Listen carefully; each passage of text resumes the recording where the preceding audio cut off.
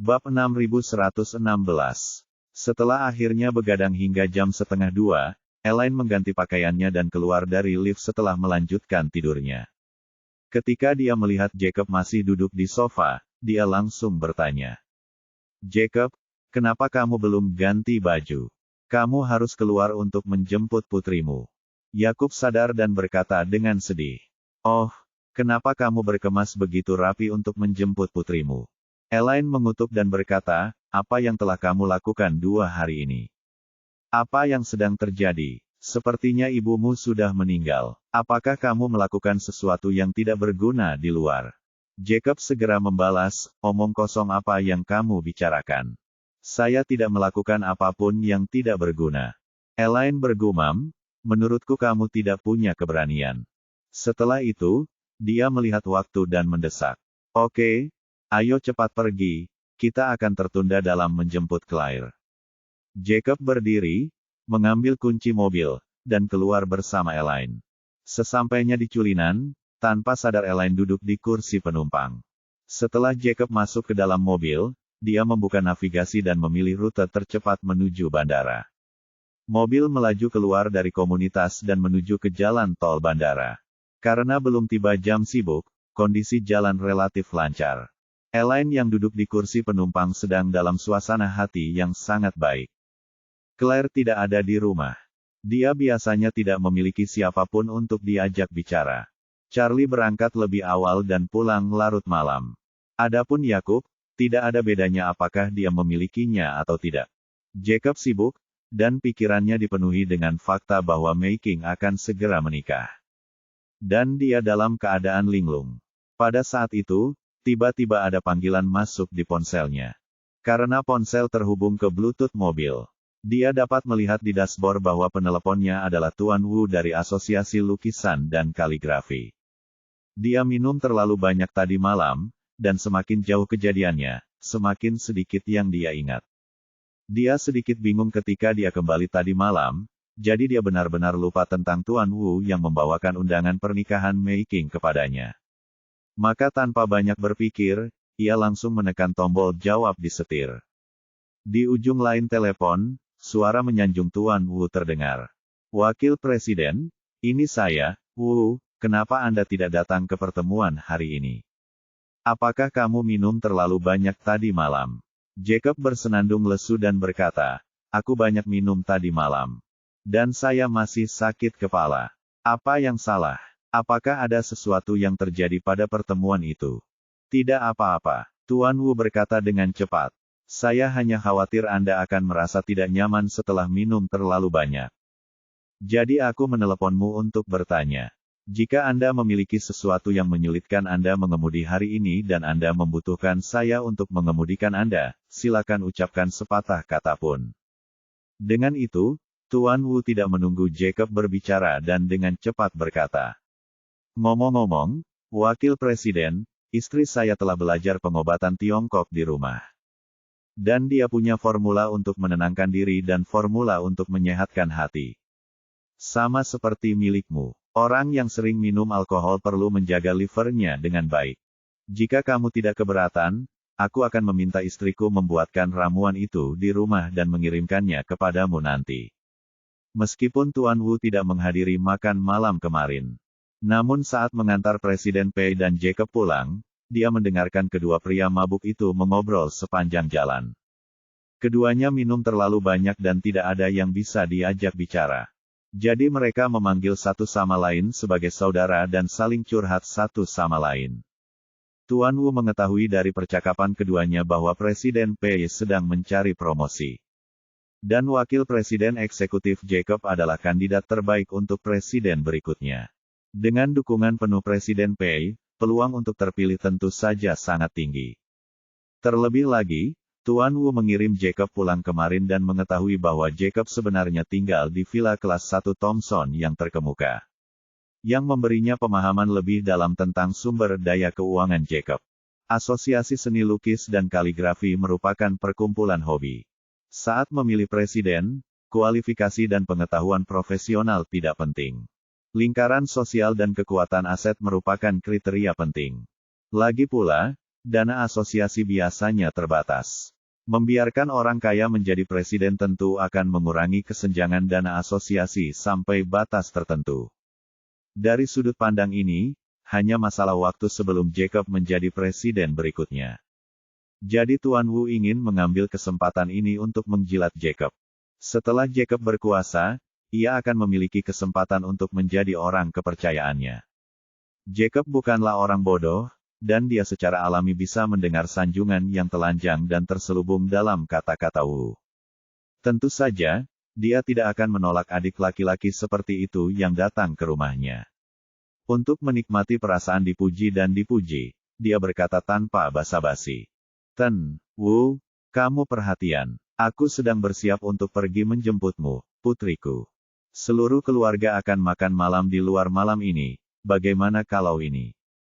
Bagaimana kalau kamu membawa obat yang sudah disiapkan ke rumahku setelah jam 10 malam? Jacob sangat memahami cara Presiden Pei mengendalikan orang. Sengaja memberi kesempatan kepada Tuan Wu untuk melakukan servis, dan dengan sengaja menunda waktu hingga larut malam. Untuk menguji kesetiaan Tuan Wu. Tuan Wu, yang berada di ujung telepon, mendengar ini dan berkata dengan gembira.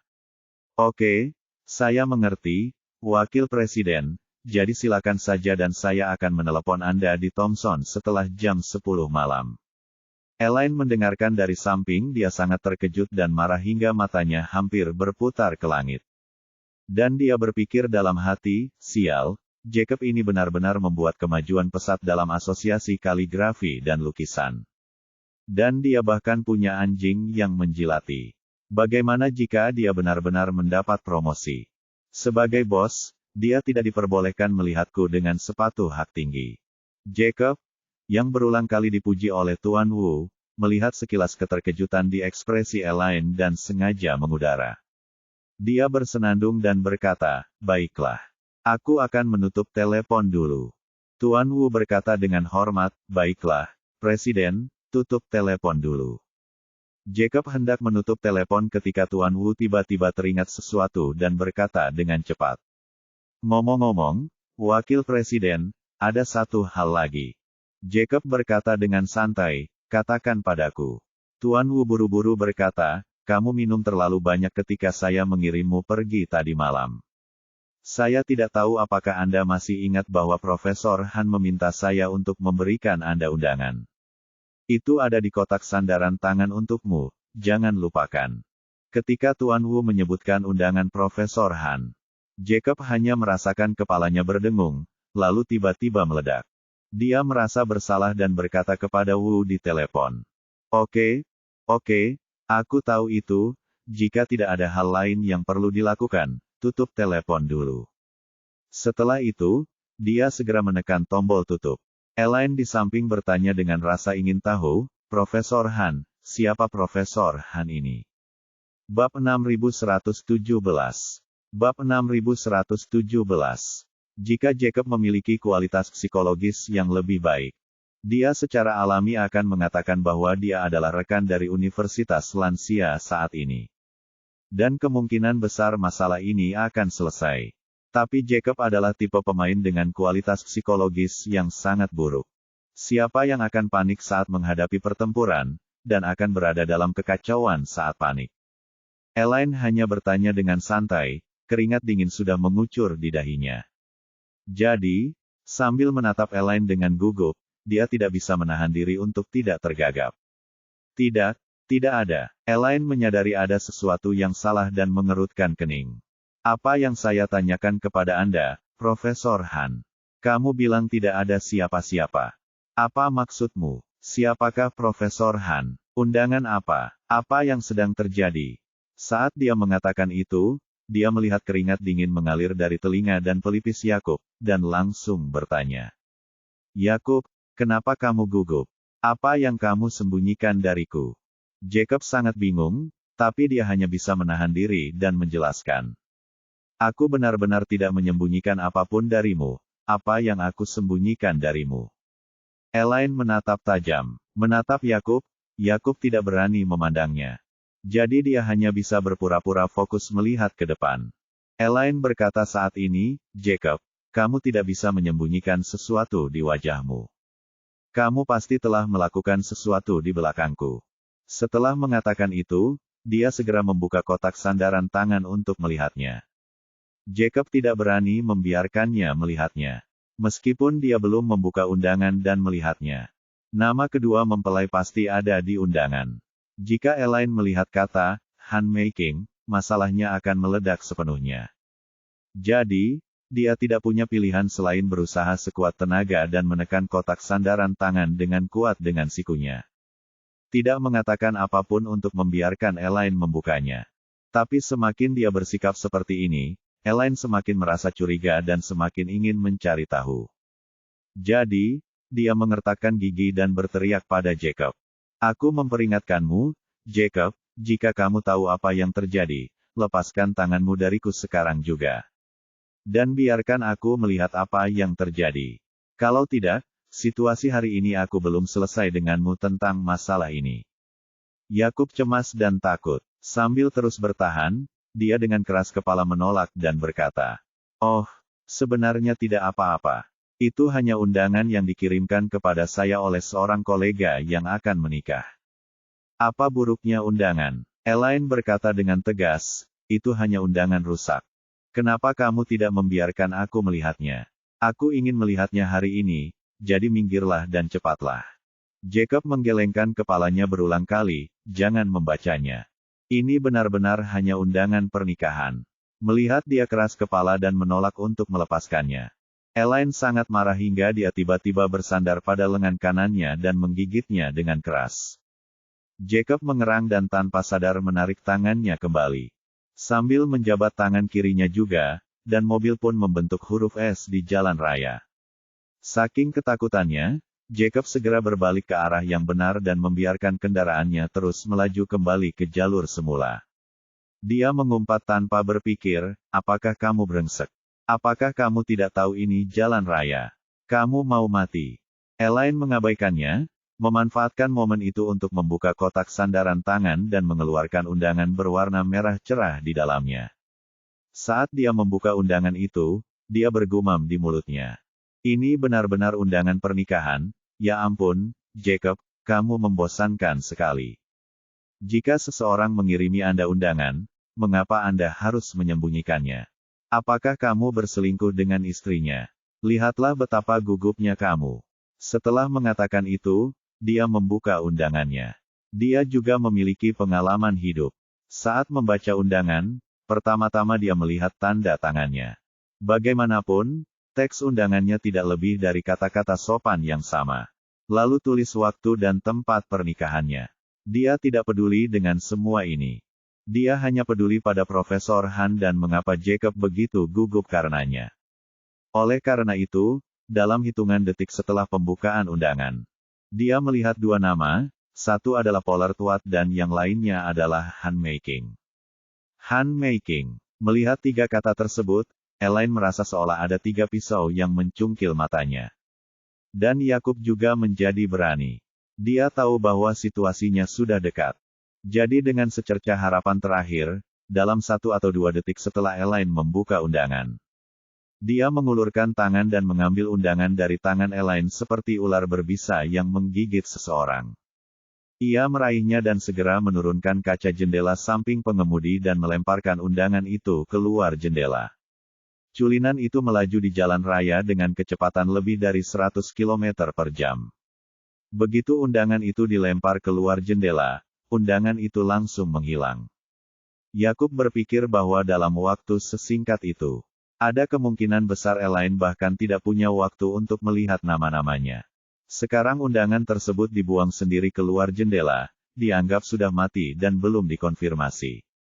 Pada saat ini, Elaine kembali sadar dari situasi yang tiba-tiba. Melihat undangan tersebut telah dibuang oleh Jacob. Dia perlahan menggelengkan kepalanya dan berkata sambil tersenyum, "Oh, Jacob, kamu benar-benar menarik. Tapi itu hanya undangan. Yah. Bukankah normal jika seseorang mengundangmu ke pesta pernikahan? Apa yang harus kamu sembunyikan dariku?" Jacob mengira Elaine tidak melihat tanda tangannya, jadi dia segera berkata, "Oh, izinkan aku mengatakan yang sebenarnya. Saya tidak memiliki hubungan yang baik dengan orang yang akan menikah. Jadi aku tidak ingin pergi sama sekali. Setelah itu, dia menambahkan, saya tidak ingin menerima undangan ini sejak awal. Ten Wu dari klub kami mengambil tanggung jawab untuk membelikannya untuk saya. Dan dia menaruhnya di mobilku atas inisiatifnya sendiri. Aku hanya berpikir akan baik-baik saja jika aku tidak mengetahuinya. Jadi tidak ada gunanya menyimpan undangan ini, jadi sebaiknya aku membuangnya saja. Oh, Elaine mengangguk tiba-tiba dan berkata, ternyata undangan itu dikirim oleh seseorang yang tidak kamu kenal baik. Kalau begitu, aneh bagimu untuk mengatakan ini. Anda tidak mengenal mereka, mengapa mereka mengirimi Anda undangan? Bab 6118. Jacob menepuk pahanya, hei. Menurut Anda apa yang ingin mereka lakukan dengan mengirimkan undangan? Tentu saja mereka ingin mengumpulkan uang, bukan? Elaine mengangguk, kalau begitu, orang ini benar-benar tidak tahu malu, seperti orang seusiamu. Dia akan mengirimi Anda undangan dan mengatakan bahwa bagian uang Anda masih memiliki kesempatan untuk dikembalikan kepada Anda di masa depan. Setelah mengatakan itu, Elaine menghela nafas pada dirinya sendiri. Oh, mungkin ada kemungkinan, bukankah kamu ingin menceraikanku? Setelah kamu menceraikanku, jika kamu menemukan yang lain, bisakah kamu mengadakan pernikahan? Jacob melambaikan tangannya dengan canggung, baiklah, sayang, jangan mengejekku. Mereka yang mengatakan cerai sebelumnya hanyalah kata-kata kemarahan, dan kamu tidak menyetujuinya. Setelah 30 tahun bersama, bagaimana kita bisa bercerai? Jacob tidak tahu kalau Elaine sengaja memasang jebakan untuknya. Dia sangat ingin menceraikan Elaine sebelumnya. Tapi Elaine memang galak, selalu membicarakan tentang mati bersama. Saat Mei Qing masih menunggunya, dia tidak memiliki keberanian untuk putus dengan Elaine. Sekarang Mei Qing akan menikah, dia tidak perlu bersikeras untuk menceraikan Elaine. Jika mereka bercerai sekarang, bukankah mereka akan kehilangan istri dan pasukannya? Terlebih lagi, dengan sikap Elaine yang biasanya mendominasi dan agresif. Begitu mereka bercerai, dia pasti harus berkemas dan keluar. Bukankah dia punya tempat tinggal? Jika dia membencinya dan pergi ke asosiasi kaligrafi dan lukisan untuk membuat keributan, dia akan hancur total. Oleh karena itu, dalam situasi seperti ini, perceraian tidak mungkin lagi disebutkan. Sekalipun Elaine setuju, dia tidak bisa setuju. Elaine hanya bisa mencibir saat ini. Oh, Jacob, kamu tidak berencana menceraikanku. Jacob segera setuju, kami adalah pasangan tua.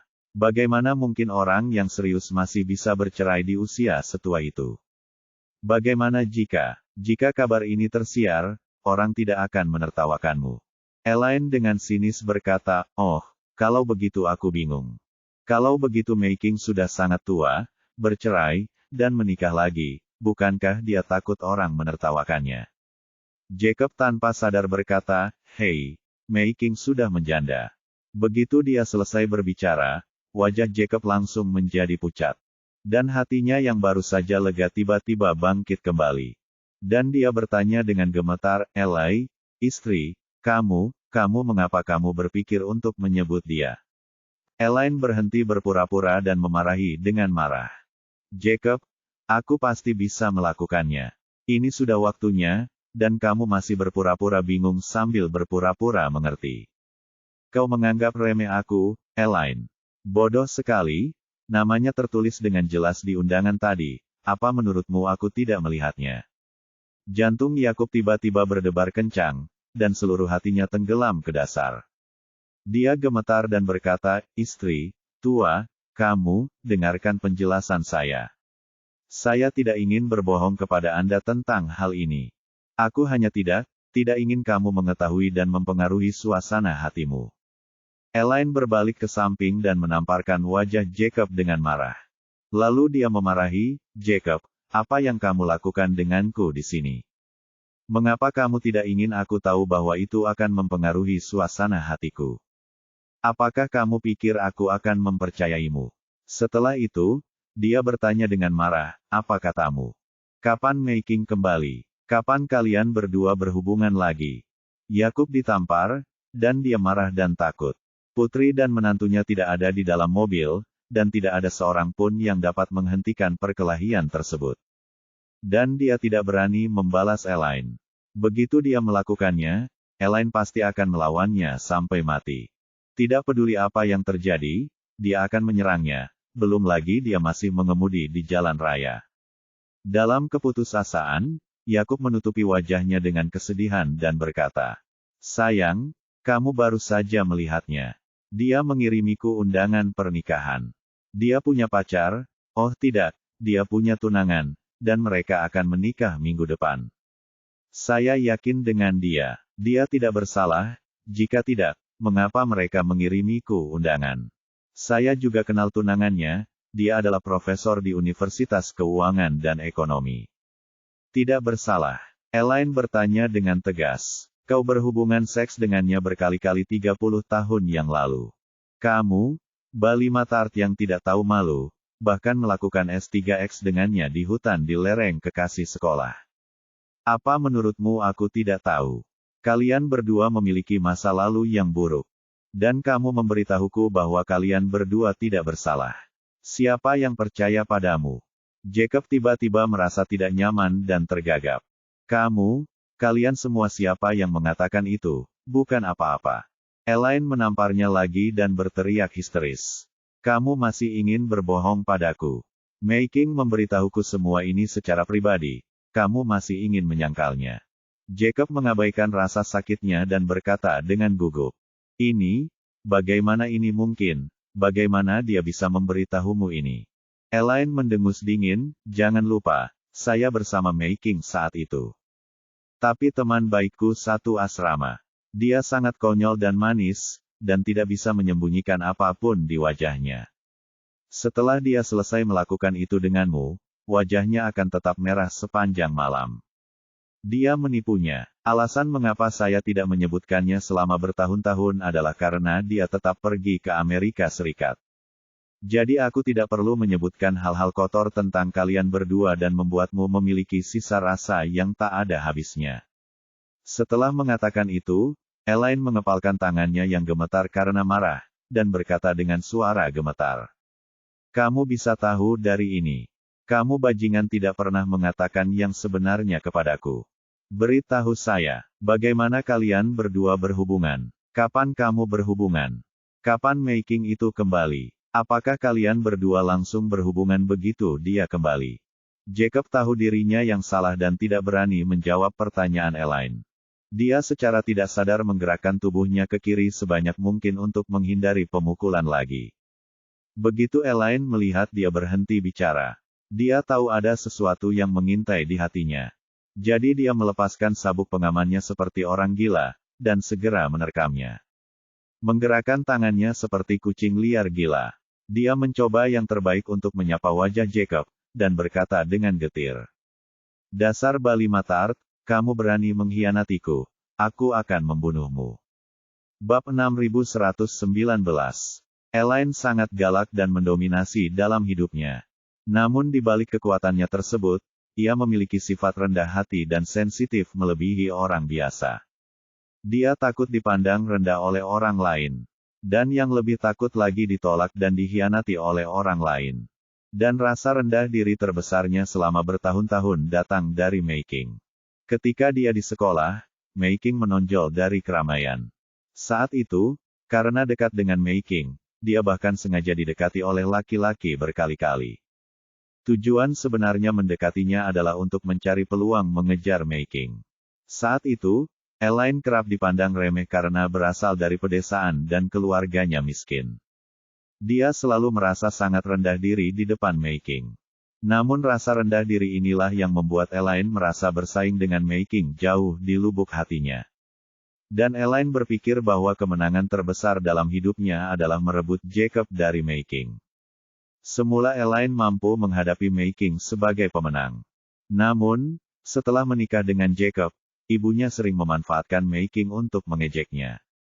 Mengatakan bahwa dia adalah seorang yang licik.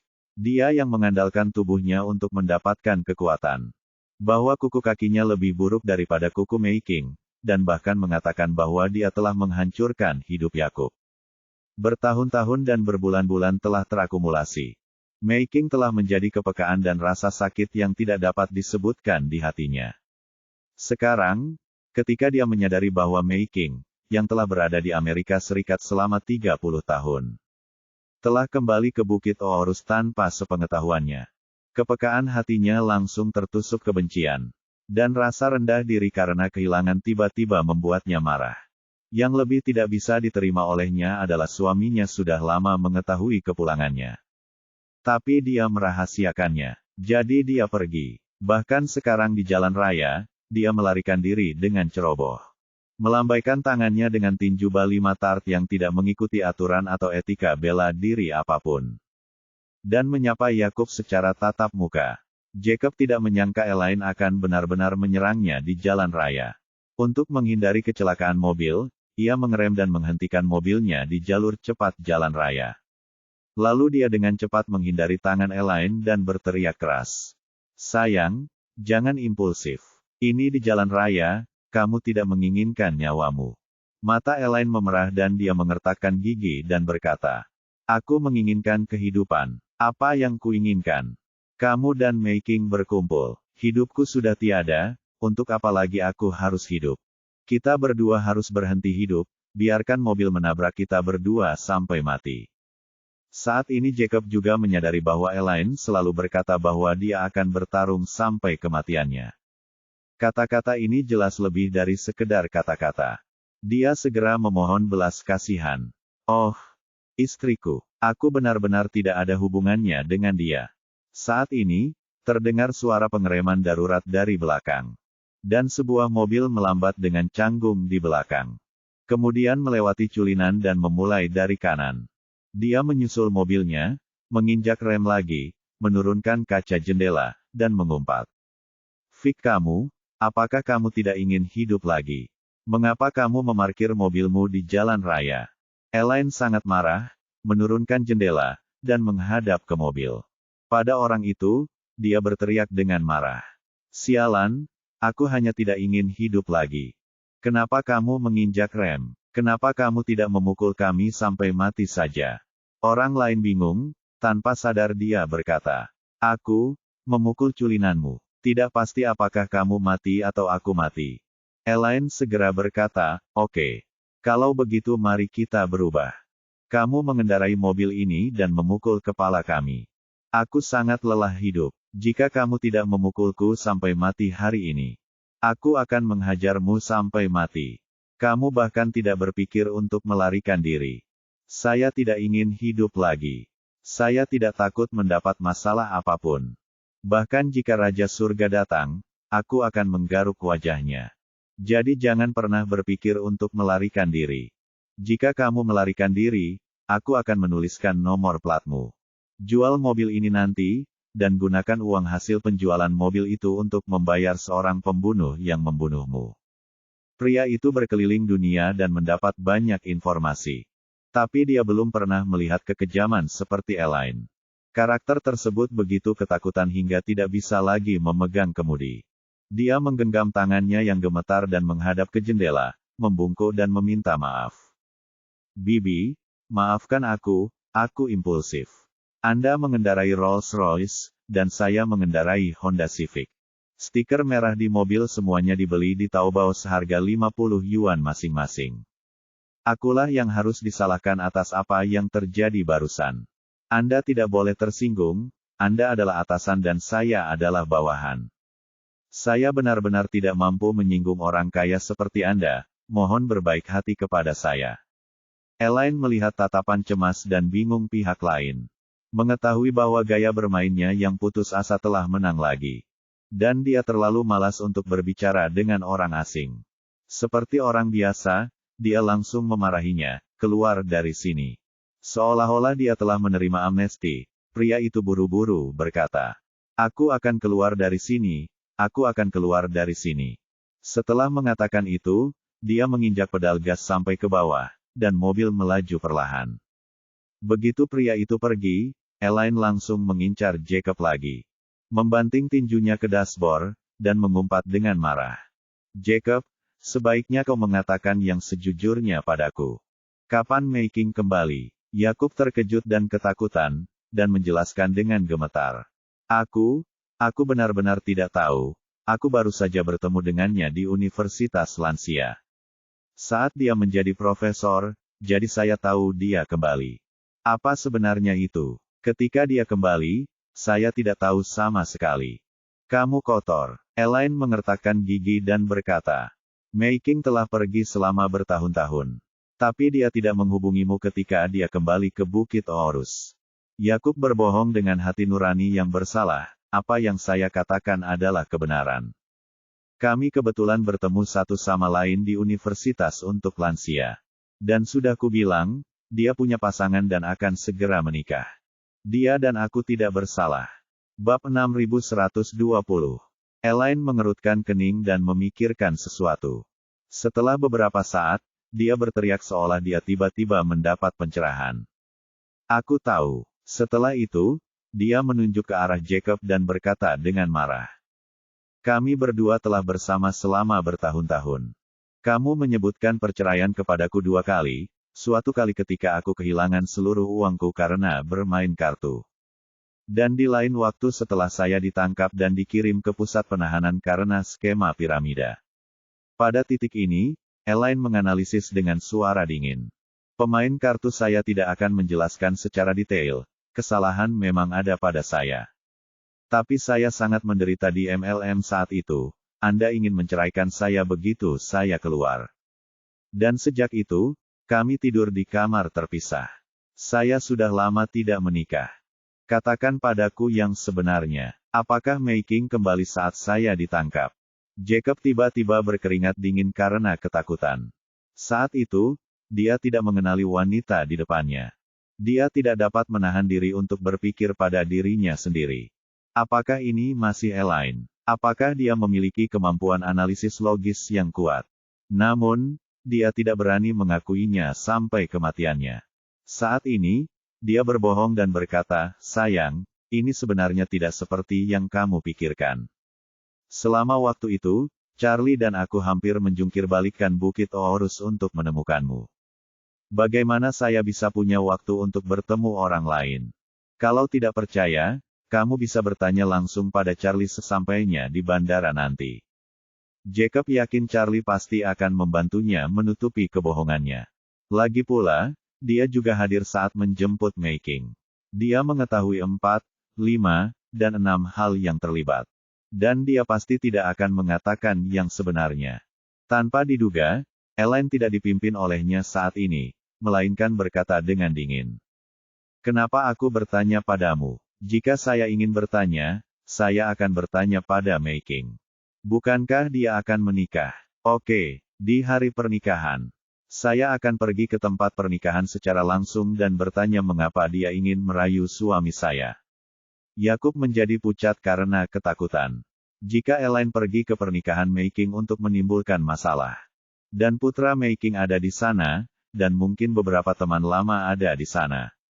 Bukankah rahasianya akan segera terbongkar? Terlebih lagi, jika Elaine benar-benar membuat keributan besar di pesta pernikahan.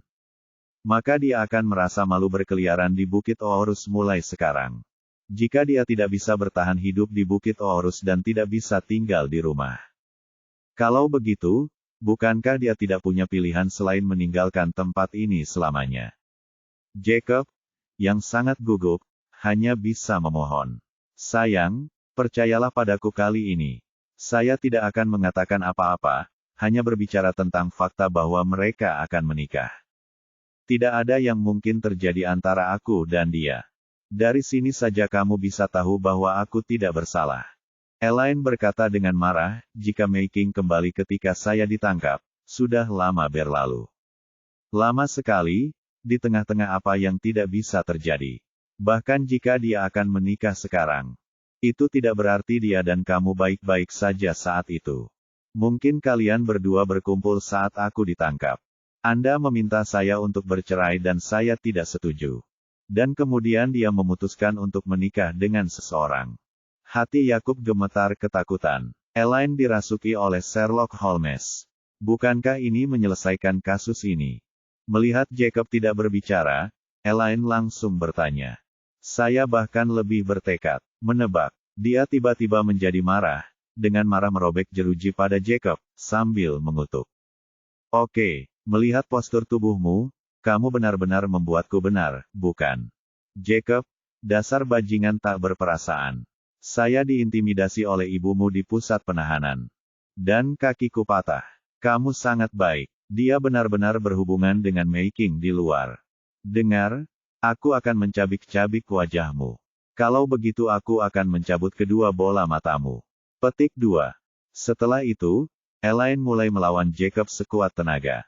Jacob hanya merasakan sakit yang membakar di seluruh wajahnya. Dia begitu patah hati hingga hendak membuka pintu mobil dan melarikan diri ketika tiba-tiba terdengar sirene di belakangnya. Segera setelah itu, terdengar suara dari pengeras suara. Apa yang dilakukan culinan di depan itu? Siapa yang menyuruhmu berhenti di jalan raya? Segera menepi ke jalur darurat. Begitu Jacob mendengar polisi datang, entah itu polisi sipil atau polisi lalu lintas.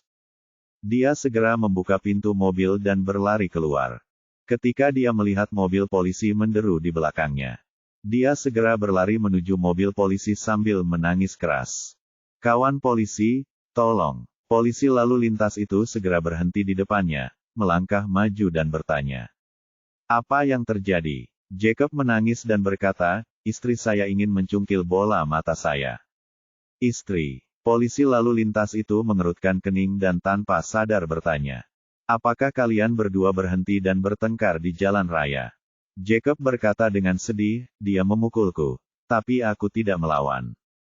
Kali ini, Elaine juga membuka pintu mobil dan berlari keluar sambil berteriak kepada polisi lalu lintas. Kamerat polisi, jangan dengarkan omong kosong Bali Matart ini. Dialah yang selingkuh dariku, mencurangiku dengan kekasihnya. Aku akan mengalahkannya. Polisi lalu lintas tidak tahu harus tertawa atau menangis dan berkata dengan wajah dingin. Kamu benar-benar menganggap jalan raya sebagai rumahmu, bukan? Jika Anda tidak menginginkan nyawa Anda, pengemudi lain juga ingin hidup. Setelah itu, dia melihat ke arah Yakub dan berkata, bawalah kunci mobil ke sini, rekan kami akan membantu Anda mengemudikan mobil ke kantor polisi lalu lintas. Kalian berdua masuk ke mobilku dan datang ke stasiun untuk menerima hukuman. Petik 2.